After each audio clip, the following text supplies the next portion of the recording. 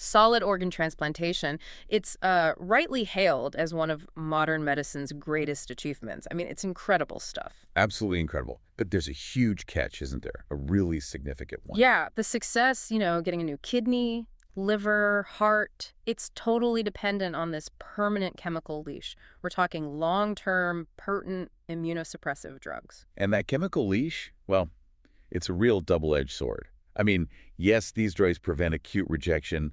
They're the cornerstone of keeping that organ alive initially. Yeah, you need them. You definitely need them. But they are the primary thing limiting long-term survival.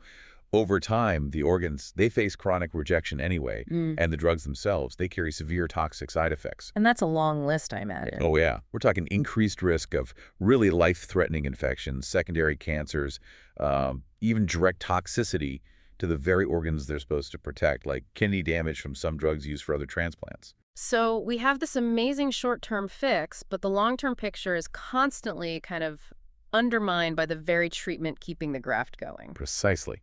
And that's why, really, since the 1950s, the enduring and honestly quite elusive holy grail of transplantation has been achieving donor-specific immune tolerance. Tolerance. Okay, what does that mean in simple terms? It means the recipient's immune system fundamentally accepts the foreign tissue, the donated organ, as if it were self. It's like an immunological peace treaty. Okay. The recipient permanently accepts the organ, crucially, without needing ongoing drug suppression. Yeah. If we could actually achieve this state consistently, well, we could theoretically extend the body's natural mechanisms of self-tolerance, the processes that normally delete self-reactive T cells to cover the donor antigens too. Right. Teach the body that this new organ is okay. Exactly. And the most promising biological strategy that's been developed over, the past 70 years, aiming to achieve this state, to effectively transform that foreign organ into something the body sees as self, is through this fascinating phenomenon called chimerism. Chimerism.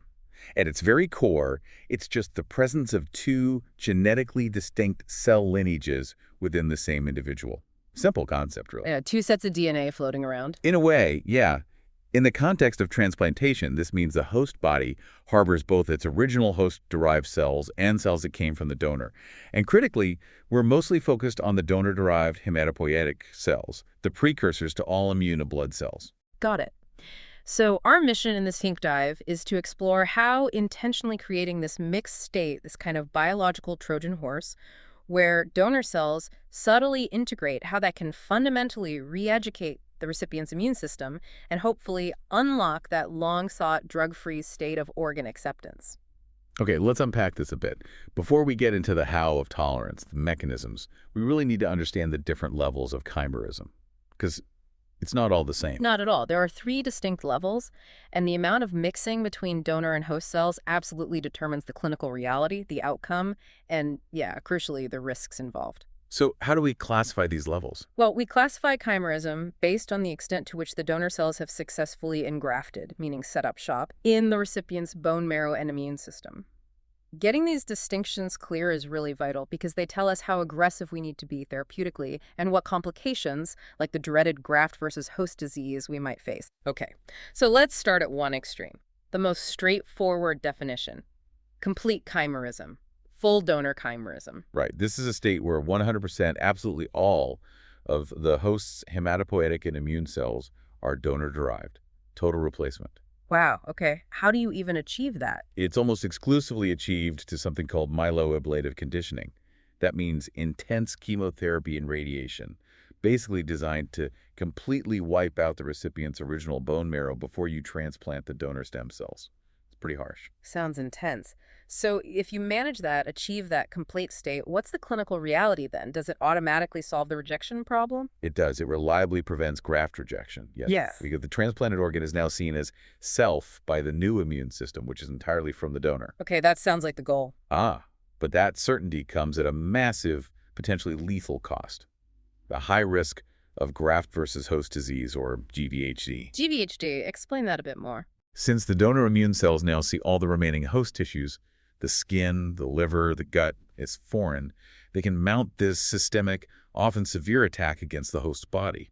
Oh, wow. So the new immune system attacks the patient. Exactly. Complete chimerism guarantees acceptance of the organ, but it really heightens the risk of this body-wide immunological civil war. It's a very dangerous trade-off. Okay, so that brings us to the state that researchers are actually targeting for organ transplant tolerance, one with less risk. Mixed chimerism. This sounds like aiming for balance, not takeover. That's a great way to put it. Mixed chimerism is a stable, mutual coexistence of both host and donor immune cells.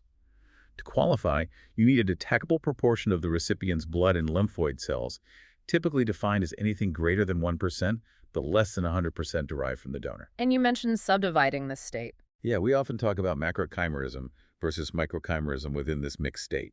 Macrochimerism is the higher end, where donor cells are usually above, say, 1%.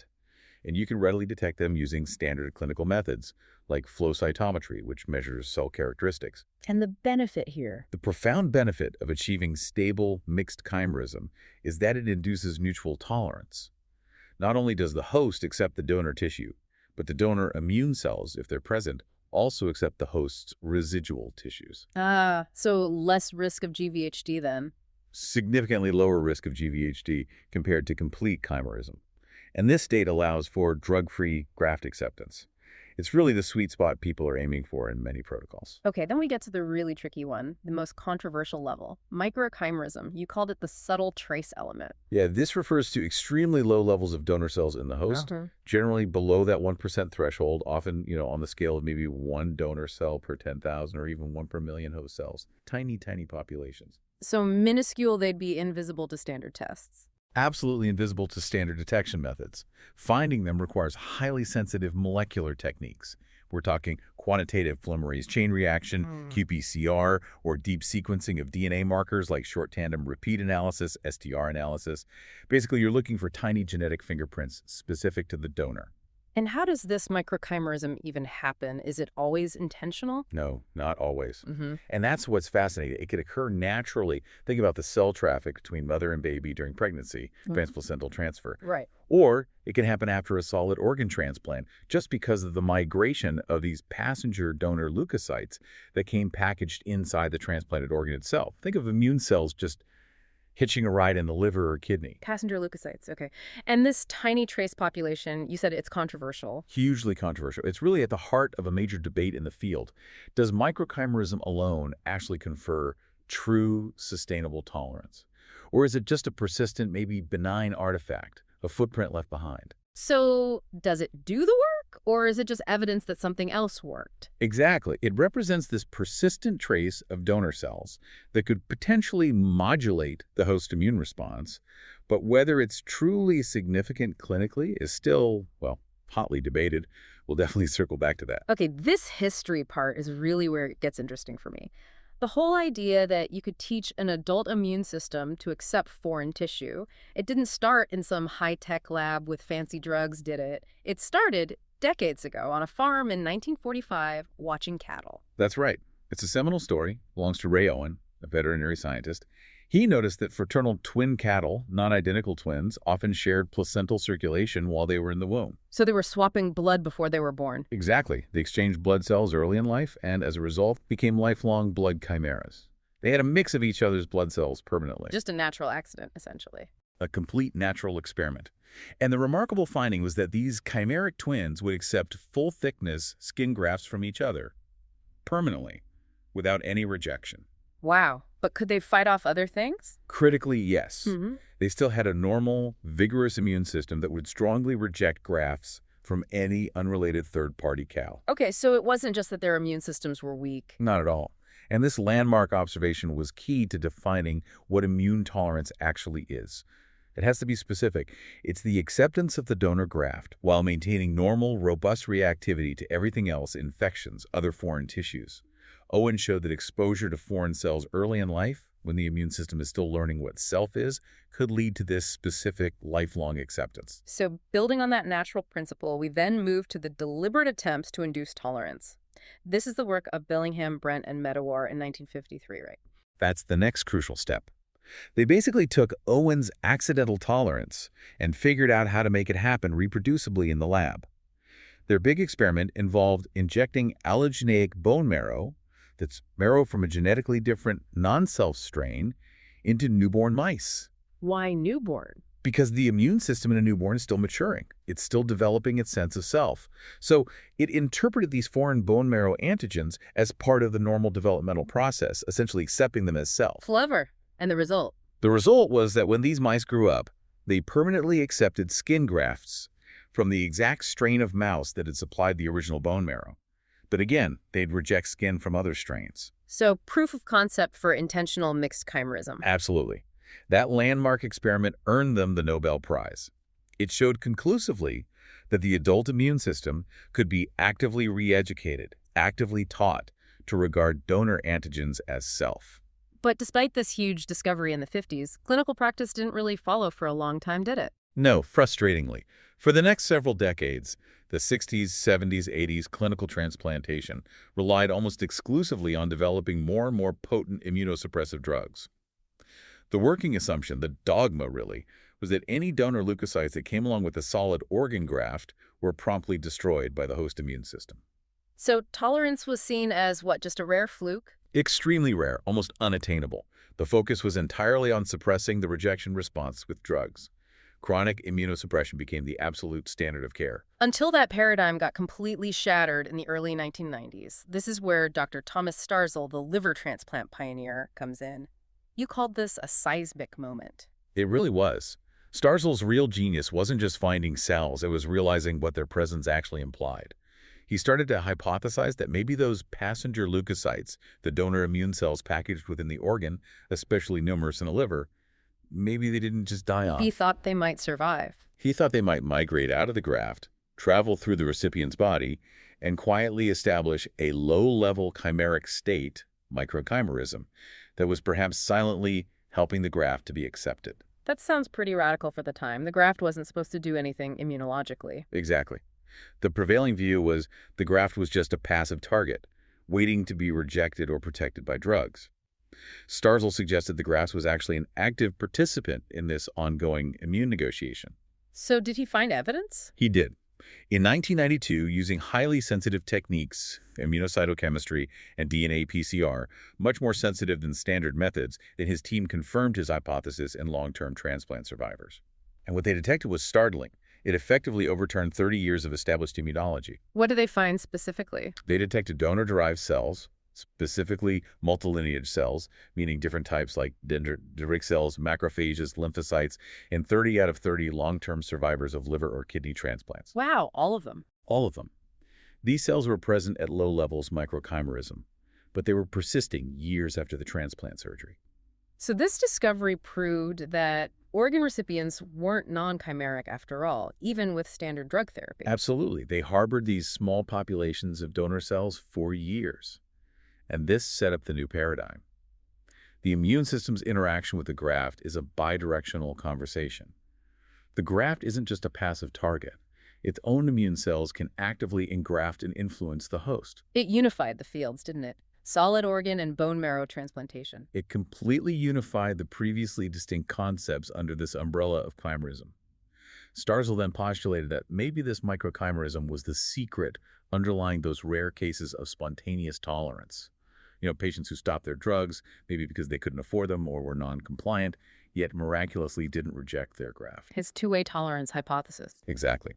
He suggested that mutual low-level acceptance between the donor and host immune cells, mediated by this microchimerism, was the key to long-term graft stability.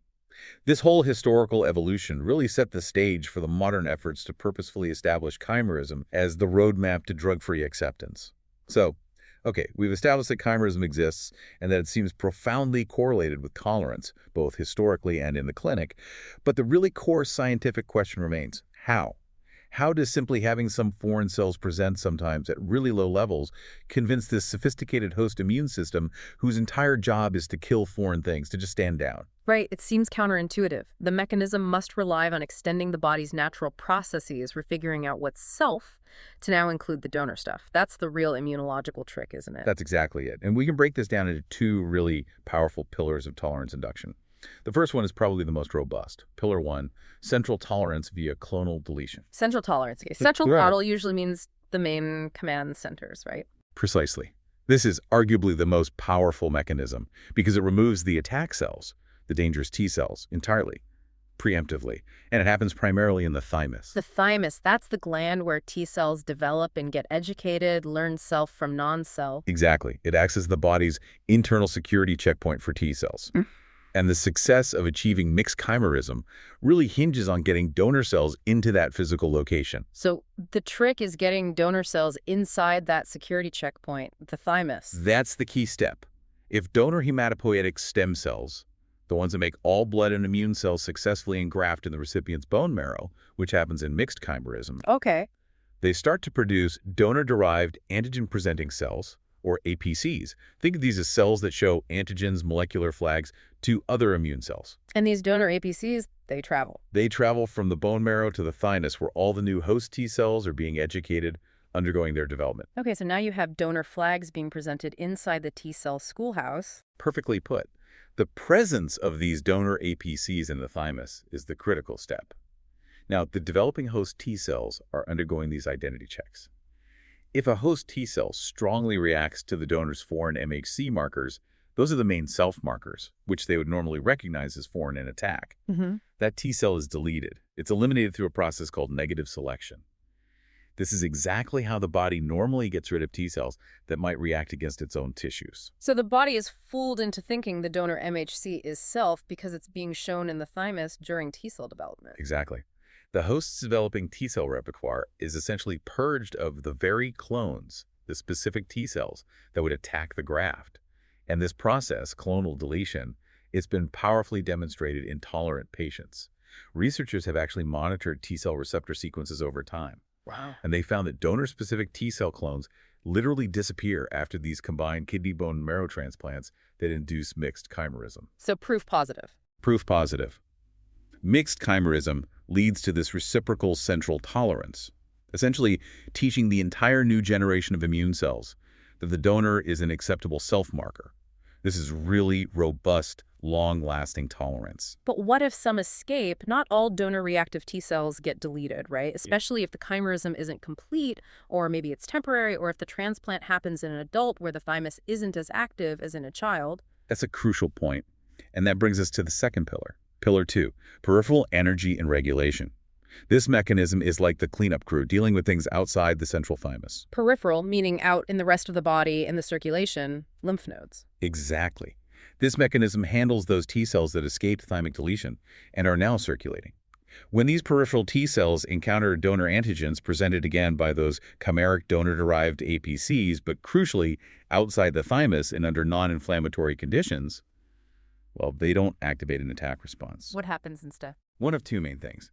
They're either functionally inactivated, we call this anergy, where they basically become perpetually drowsy, unable to mount an attack even if they see the antigen. Okay, they're switched off. Switched off, exactly. Or they can actually convert into specialized cells that actively suppress the immune response. These are the famous regulatory T cells, or TREGs. TREGs, the immune system's peacekeepers. That's a great description. Chimerism seems to foster this continuous regulatory environment where donor cells present antigen in a tolerogenic, non-threatening way. The resulting TREGs then actively suppress any anti-graft effector responses, keeping things calm. And is there evidence for this TREG activity? Oh, yes. Clinical studies in tolerant kidney recipients have repeatedly shown an expansion, an increase in the numbers of donor-specific TREGs early after transplantation. It confirms this peripheral mechanism is really key to maintaining stability, especially long-term. And you mentioned these peripheral mechanisms are vital, especially if the chimerism is only temporary. Absolutely. Because as we'll see when we talk about the clinical trials, many successful tolerance induction protocols actually achieve only transient chimerism. The donor cells might be detected for weeks or months and then fade away. So the tolerance lasts even after the donor cells are gone? In many cases, yes. The idea is that even if the donor cells eventually disappear, the remaining regulatory adaptations, things like the persistent TREGs that were induced or the T cell anergy, can maintain graft acceptance long-term. The immune system has been fundamentally reset. It's not just about T cells, though, is it? Tolerance has to be broader. You're absolutely right. Robust, durable tolerance requires the whole immune system to stand down, not just T cells. Donor bone marrow engraftment also helps promote the deletion or inactivation of host B-cell clones. The antibody producers. Exactly. Preventing the production of those anti-donor antibodies that are major players in chronic rejection.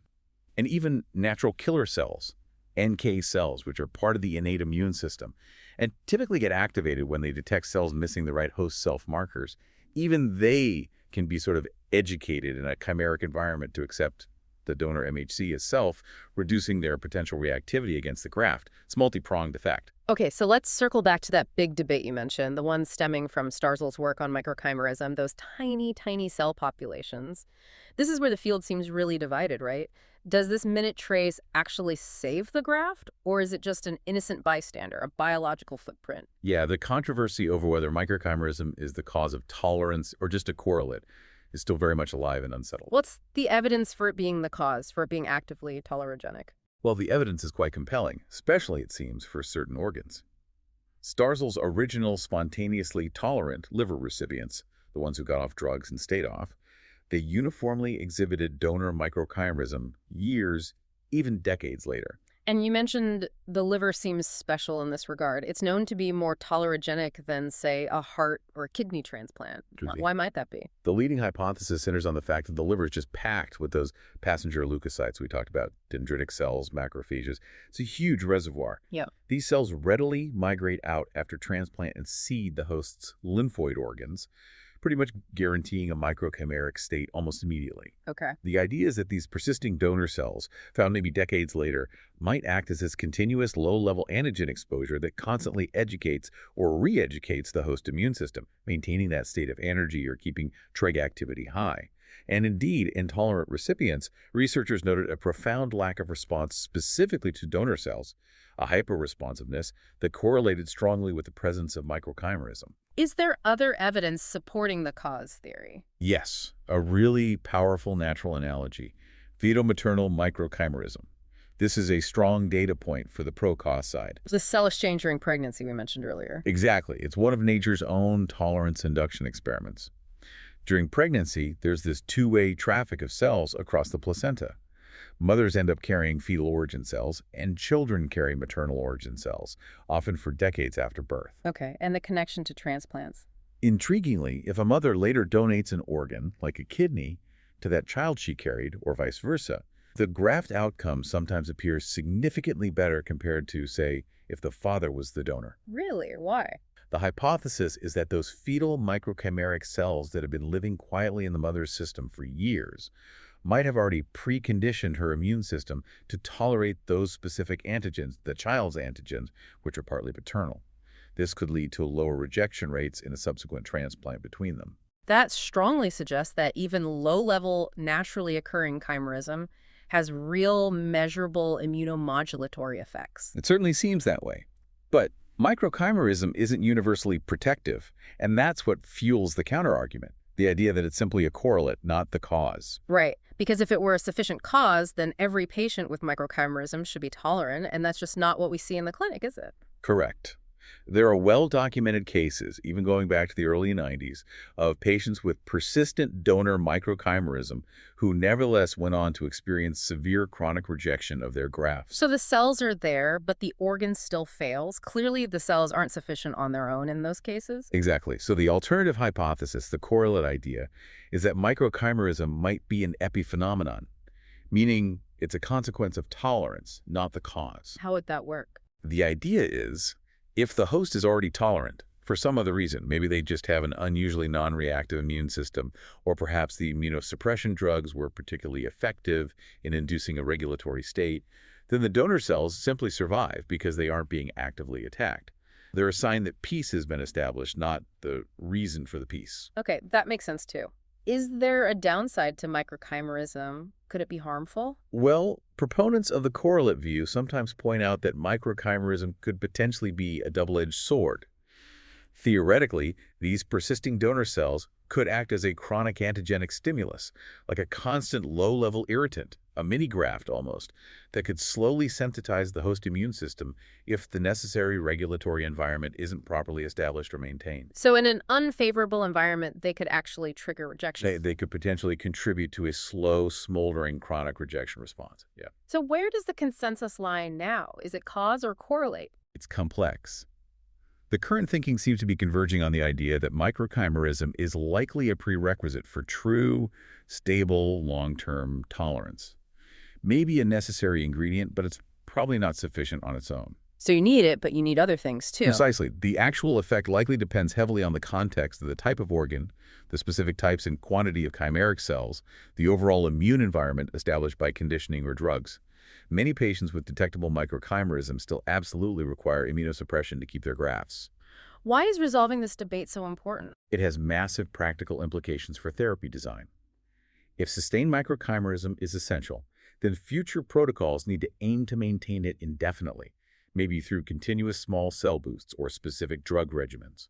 But if a brief hit-and-run induction is sufficient, as suggested by some later trial data we'll discuss, then we could potentially simplify the conditioning regimens dramatically, lowering the risk significantly.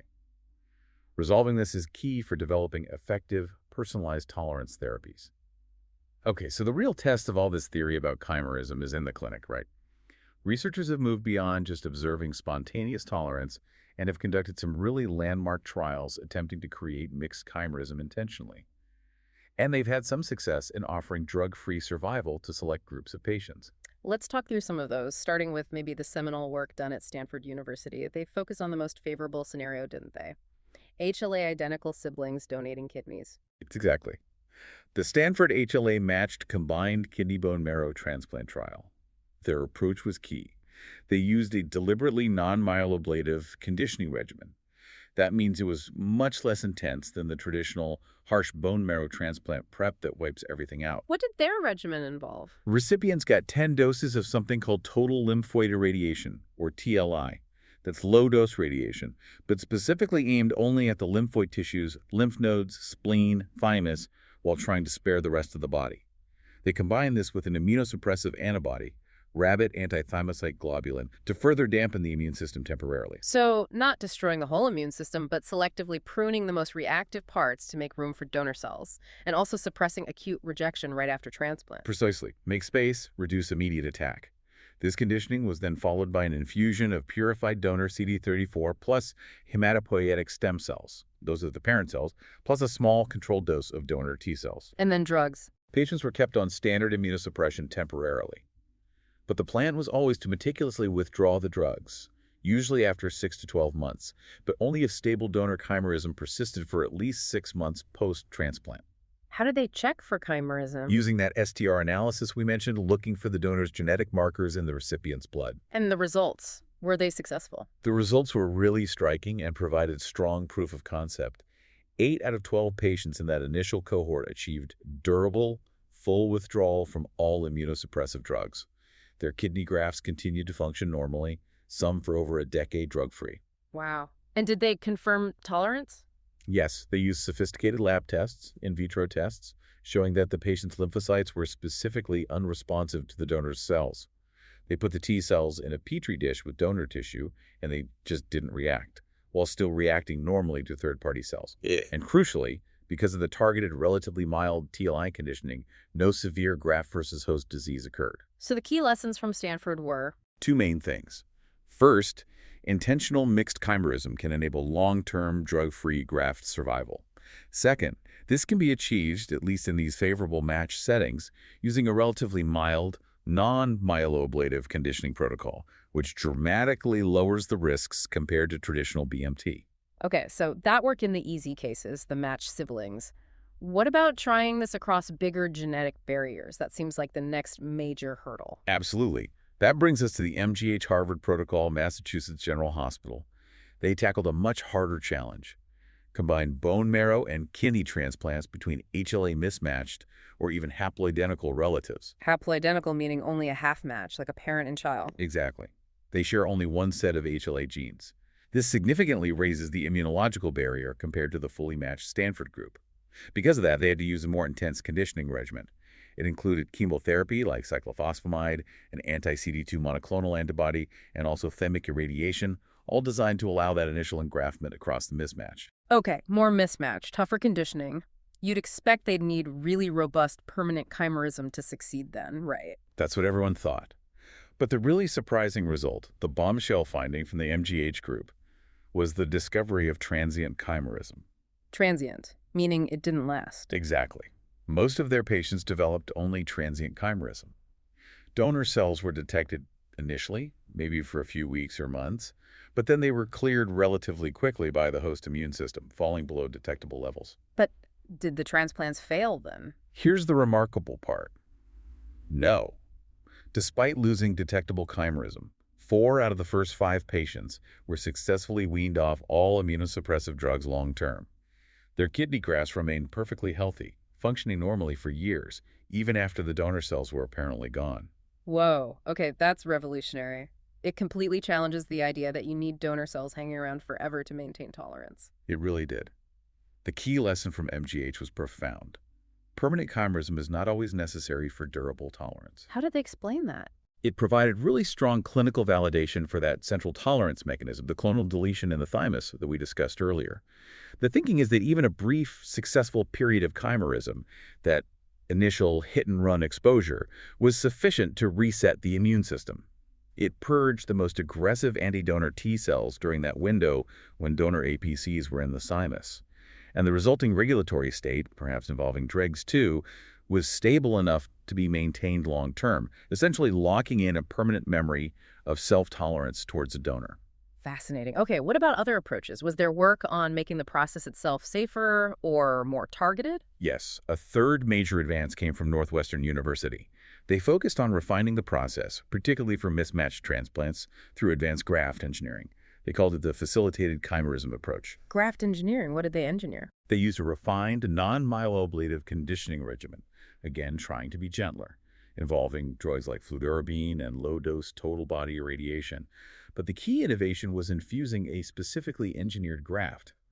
This graft was enriched not just for the donor stem cells, CD34 plus cells, but also for a specialized population of donor bone marrow cells they called facilitating cells. Facilitating cells, what do they do? These are essentially immunological helpers. They're now known to include types like CD8 plus T regulatory cells. Their job seems to be to promote the successful engraftment of the crucial stem cells while simultaneously suppressing the harmful host-versus-graft reaction, making it easier for that mixed chimeric state to take hold without causing too much trouble. Like smoothing the path for engraftment. Exactly. And this approach led to pretty high rates of stable mixed chimerism in the majority of their patients, even in mismatched transplants. And importantly, they were able to safely wean these patients off immunosuppression without significant rates of severe GVHD. So the lesson there was about smarter graft design. Right. It demonstrated a practical, potentially safer route to tolerance across substantial genetic barriers by using targeted cell therapy within the graft itself, alongside careful, non-myeloablative conditioning. Are there any other sort of ultimate proof of principle cases? There are some really unique, quite dramatic cases that prove the underlying biological power. For instance, the use of sequential transplantation in children with certain rare congenital diseases, like immunoosseous dysplasia. What's that condition? These children suffer from both severe immune deficiency and progressive kidney failure. So for them, a hematopoietic stem cell transplant was performed first, primarily to correct the life-threatening immune defect. This initial transplant established full donor chimerism. So their entire immune system was replaced with the donors? Correct. Their body was essentially converted to the donor's immune identity. Then later, because they also needed a kidney, they received a kidney transplant from the exact same donor who had provided the stem cells. And the result? The kidney was accepted without any immunosuppression whatsoever.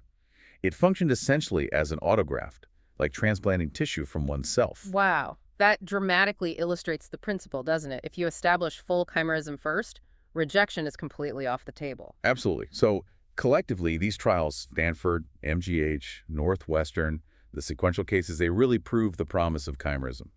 They have achieved drug-free graft survival in select patients, validating decades of research. But they also clearly highlight the remaining issues: the intensity of the regimens, the persistent risk of GVHD, and the fact that achieving stable chimerism isn't yet consistently predictable across all patients and all types of mismatches. Okay, so these results offer real, profound hope.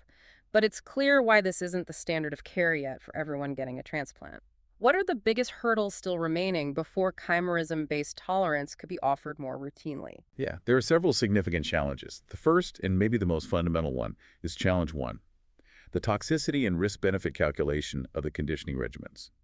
Almost all the protocols that have successfully induced tolerance still require either some form of targeted irradiation, like TLI, or cytotoxic chemotherapy drugs like fludarabine or cyclophosphamide. Why are those needed again? They're needed to create enough space in the recipient's bone marrow and immune system for the donor marrow cells to successfully engraft and establish that chimeric state. You have to suppress the host system enough to let the donor cells take root. But that raises a critical dilemma, doesn't it? You're asking someone who might be relatively healthy, apart from their failing organs, say, a kidney patient on dialysis, to undergo potentially damaging treatments like chemotherapy or radiation just to avoid the side effects of the standard immunosuppressants they'd otherwise take. That's the crux of the risk-benefit calculation, and it's really complex. While these reduced-intensity conditioning regimens are definitely gentler than the older, fully myeloablative ones used for cancer BMT, they're absolutely not benign. What are the risks? You still have to factor in the non-zero risk of developing secondary malignancies, like cancers, years down the line due to that radiation or chemotherapy exposure. Plus, there are the immediate risks of serious infections during the conditioning phase when the immune system is suppressed. So for this approach to see widespread adoption, especially for standard-risk kidney transplant patients, the protocols have to become significantly less toxic, ideally eliminating cytotoxic drugs and radiation entirely. Okay, toxicity is number one. What's next? You mentioned it before. Challenge 2 is that classic dilemma that comes up whenever we introduce donor immune cells. Graft versus host disease, GVHD. This fear constantly stalks the field of combined organ and marrow transplantation. Because the donor T cells might attack the recipient's body. Exactly. And solid organ transplant recipients generally cannot tolerate severe GVHD nearly as well as, say, a leukemia patient undergoing BMT might. They're often medically frailer to begin with. Even the most successful early tolerance trials, there were instances of reversible GVHD, especially when dealing with those HLA mismatched donors. It's a constant reminder that we're playing with powerful biological forces here. So how are researchers trying to manage that GVHD risk? They've had to implement pretty intensive mitigation strategies. One approach is to physically deplete or remove most of the T cells from the donor cell inoculum before it's infused. Fewer T cells means less potential for attack. Okay. Another more sophisticated technique that's gained a lot of traction is using post-transplant cyclophosphamide, or PTCI. PTCC. How does that work? Cyclophosphamide is normally a harsh chemotherapy drug, but the clever trick here is administering it at a specific time point after the donor cell infusion, typically on days 3 and 4 post-transplant. At that point, the T cells that are reacting most strongly against the host, the ones causing GVHD, are rapidly dividing. And cyclophosphamide hits rapidly dividing cells hardest. Exactly. So PTC selectively kills off those highly proliferating alloreactive T cells, the ones causing the trouble, while largely sparing the crucial engrafting hematopoietic stem cells and potentially even some beneficial regulatory T cells. It's shown great success in reducing GVHD rates, even across HLA barriers. But it's still a balancing act. It's a constant, difficult balancing act. Achieving enough stable mixed chimerism to get tolerance may be somewhere in the range of 1% to 30% donor cells, but not inducing such high or aggressive levels of chimerism that you provoke potentially lethal GVHD. It's a narrow therapeutic window. What other challenges are there? You mentioned predictability. Right. Challenge 3, inconsistent predictability. The clinical trials, while promising, show that not every attempt works reliably or predictably. We saw patients in some studies who achieved stable mixed chimerism but still went on to reject their graft later. Okay. And conversely, we saw the MGH study where patients lost detectable chimerism relatively quickly, yet remained stably tolerant off drugs for years. So chimerism level isn't the whole story. It seems not. And that leads to a huge management dilemma for clinicians today. How do you know when it's truly safe to start weaning, let alone completely stop, the immunosuppressive drugs? Chimerism level is a good indicator, a biomarker, but the kinetics, the timing, and depth of tolerance induction seem to vary widely between individuals. So we need better signals. We desperately need robust, reliable, preferably non-invasive biomarkers, maybe tracking specific T-cell receptor sequences or looking for personalized gene expression profiles and blood samples that can reliably signal when a deep, permanent state of tolerance has truly been achieved before attempting drug withdrawal. That predictability piece is missing. And finally, that lingering microchimerism controversy we discussed earlier, does it need to stick around long-term or not? Exactly. Is microchimerism required for long-term graft survival, or is that earlier transient hit enough, as the MGH data might suggest? That lack of consensus really matters for therapy design. Well, If sustained microchimerism turns out to be a prerequisite, then future protocols must aim to maintain it indefinitely, perhaps through ongoing low-dose cell boosts or specific drug regimens that support it. But if a hit-and-run induction is sufficient, then we could potentially simplify the conditioning regimens much further, lowering the risk profile significantly for patients. Resolving this debate requires deeper, more sensitive mechanistic studies in tolerant patients to figure out the minimum immunological intervention needed for the maximum long-term benefit. Okay, so given these significant challenges, toxicity, GVHD, predictability, the microchimerism question, where is the research heading now? What are the innovative strategies being explored to make tolerance induction safer, more reliable, and hopefully applicable to more transplant recipients, especially those without perfectly matched donors? There are several exciting future directions. Let's start with future direction A, safer conditioning and immunomodulation. Getting rid of the harsh stuff. That's the major goal here, eliminating those cytotoxic drugs and irradiation entirely, or at least reducing them drastically. One promising strategy involves using agents that interrupt the immune activation pathway more subtly, like co-stimulatory blockade. Stimulatory blockade. Okay, for listeners maybe not deep in immunology labs, can you break that down a bit? What does that mean in plainer terms? Sure. Think of T cells as needing two signals to really launch a full-blown attack. Signal 1 is recognizing the foreign antigen, seeing the donor MHC marker. Signal 2 is a crucial co-stimulatory signal. It's like hitting the immune system's gas pedal, confirming, yes, this is dangerous attack. Okay, two keys needed to start the engine. Exactly. Co-stimulatory blockade uses drugs, the best known is probably belatacept, that specifically block this critical second signal. They blast the gas pedal. So when T cells encounter the donor antigen, they only receive signal 1. Without signal 2, instead of activating for attack, they often become functionally inactivated, that energy state we talked about, or they might even undergo deletion or turn into tregs. So you're modulating the immune response, inducing the sleepy state, rather than just carpet bombing the host immune system with chemo. Precisely. The idea is to combine these co-stimulatory blockers with donor cell infusions under much milder conditioning regimens, aiming to induce energy and deletion with significantly less systemic toxicity. We're already seeing trials exploring this. Furthermore, the use of PTC, that post-transplant cyclophosphamide, is also being refined and incorporated more widely. It's proving to be a potent yet relatively non-toxic way to selectively prune those low-reactive T cells after engraftment, and it's now being built into kidney tolerance trials, even across challenging HLA barriers, as a way to control GVHD without needing heavy upfront conditioning. Okay, safer conditioning is one avenue. What about harnessing the body's own control mechanisms? That sounds like future direction B, regulatory cell therapies, using the peacekeepers themselves. Yeah, tapping into the body's natural suppressive mechanisms seems like a really logical and potentially much safer next step. There's intense investigation into the therapeutic infusion of expanded regulatory T cells, or tregs. So growing tregs in the lab and giving them back. Exactly. Taking a patient's or donor's tregs, expanding them to large numbers in the lab, and then infusing them. Preclinical studies and some early clinical ones show that adding purified, especially donor-specific tregs, might promote stable mixed chimerism with very minimal or even no conditioning needed beforehand. These cells act like living medicines, actively suppressing the harmful immune responses against the graft and potentially against the host, too. Are there trials doing this now? Yes, there are trials combining donor marrow infusions with infusions of expanded recipient tregs, like the TREX-001 trial in Europe. The goal is to deliberately boost the regulatory environment to favor tolerance. And even more advanced, really cutting edge, are the CAR tregs. CAR T cells are used in cancer therapy to attack tumors. What are CAR tregs? All right, so CAR T cells are engineered to recognize and kill cancer cells.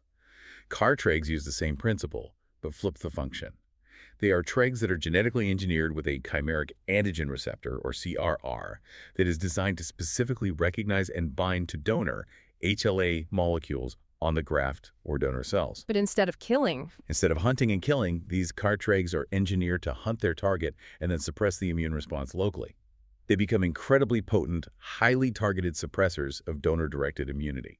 The potential here is to achieve stable chimerism and graft tolerance very safely without needing heavy systemic immunosuppression, because the suppression is focused right where it's needed. It's still early days, but very exciting. A very targeted peacekeeping.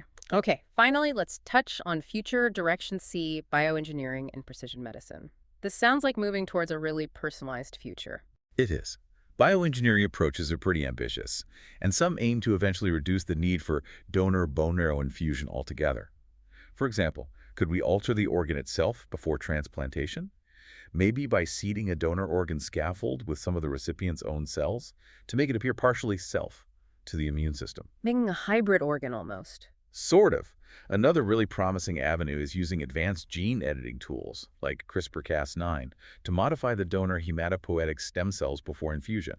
You could potentially edit them to be inherently less reactive, or maybe engineer them to express molecules that actively promote tolerance, thereby improving their safety and engraftment success. And precision medicine comes in with monitoring, right? Figuring out who is actually tolerant. Exactly. This is about overcoming that uncertainty challenge we discussed.